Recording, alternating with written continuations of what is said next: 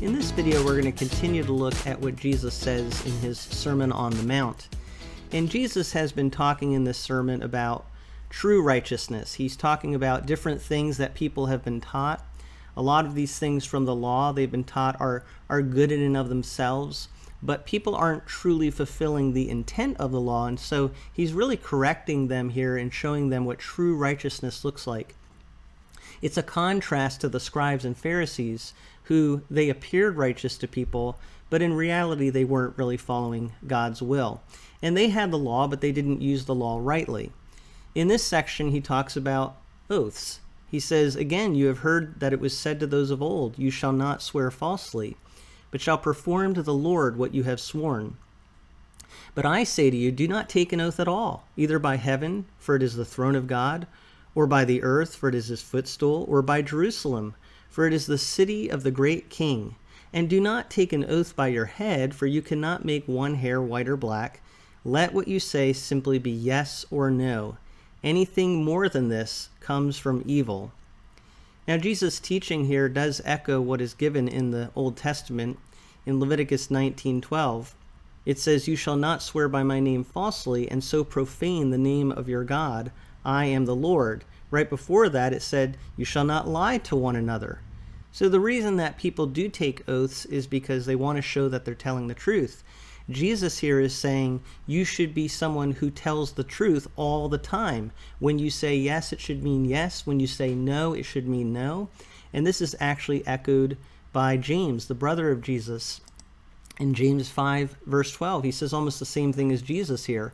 "But above all, my brothers, do not swear either by heaven or by earth or by any other oath, but let your yes be yes and your no be no, so that you may not fall under condemnation."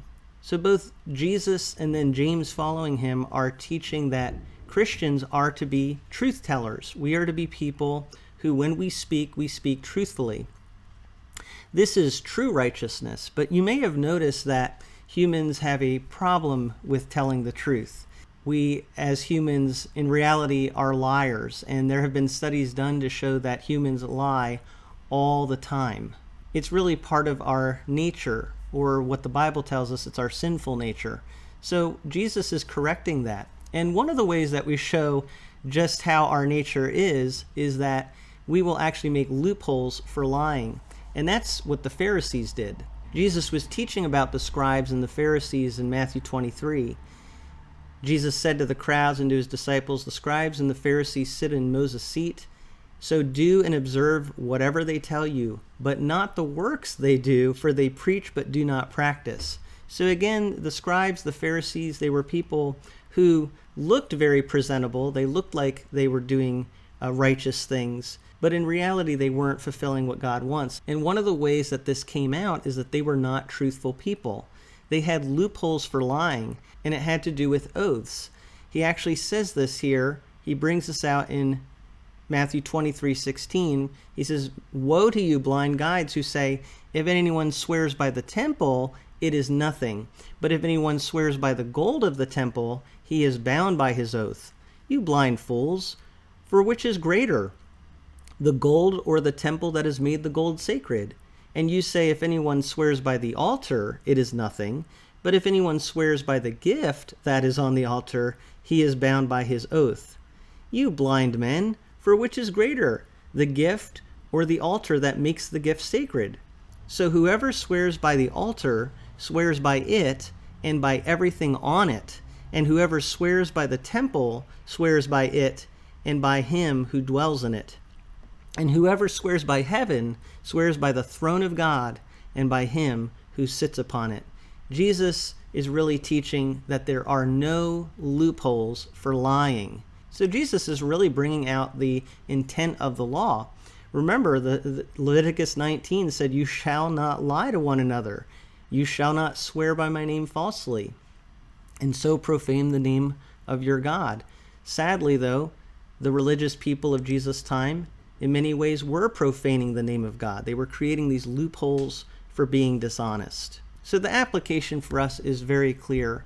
What God intends in our lives is that we are honest people.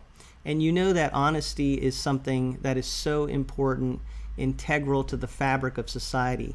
And when we have dishonesty in our relationships, dishonesty in our business practices, dishonesty in just the way that we handle things in our culture, it creates a lot of problems. So as Christians, one of the ways that we are light and salt in this world is that when people talk to us and they observe our lives, they see people who are honest, who are truthful.